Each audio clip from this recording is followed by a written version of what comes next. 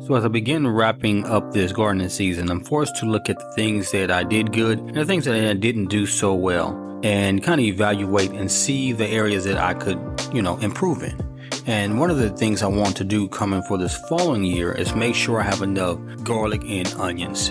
Now, you would think as much as we used garlic and onions that, I would have planted ample of it. I mean, because we use it on everything in our house, from soups to stews to, sauteing and grilling meat. Kind of part of the holy trinity: peppers, garlic, and onions.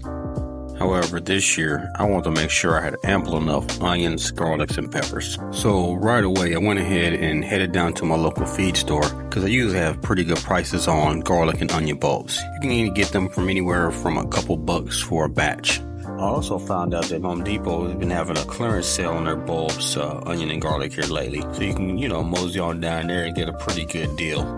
So after I gathered all my bulbs, I began to do my research by checking my local ag extension website. I also checked other gardening channels like Epic Gardener and Millennial Gardener, trying to get as much information as I can. Long story long, I want to make sure I had a good understanding of the growing conditions, the soil requirements, and all the ins and outs of growing garlics as much as I possibly can. So after hours and hours spent doing research, kind of formulated a game plan and gathered up all my resources to go ahead and start planting my garlic. So I grabbed my materials and my research and went ahead and grabbed my fertilizer and my rooting hormone and all the things that I need, and proceeded to head out to the garden to plant my bulbs in the ground. And as I made a pit stop to get me some compost out my in-ground compost bin, lo and behold, guess what I saw? Garlic and onions growing completely by accident. No special formula, no special fertilizer, none of that stuff. Just growing on its own in the compost bin. It turns out that growing garlic is just super easy. I didn't need my big fancy book of 60 different ways to grow garlic. I didn't need the fancy fertilizer or any expensive rooting hormone. I didn't need any specialized soil. Honestly, it's just as simple as sticking it in the ground and getting it in at the right time. Now, if you look over here, this little setup, this was a little hydroponic setup, really experiment.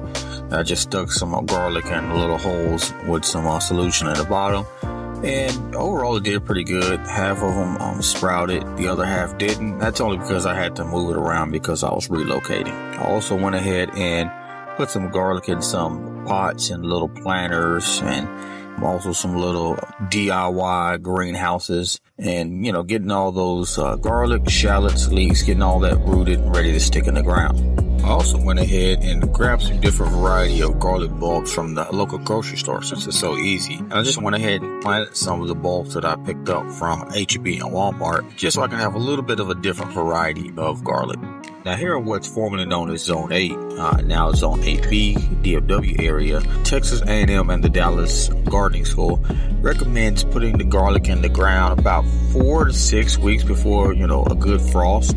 And again, for us, that's usually like late October, mid-November, but you can also put them in the ground, as early as early December.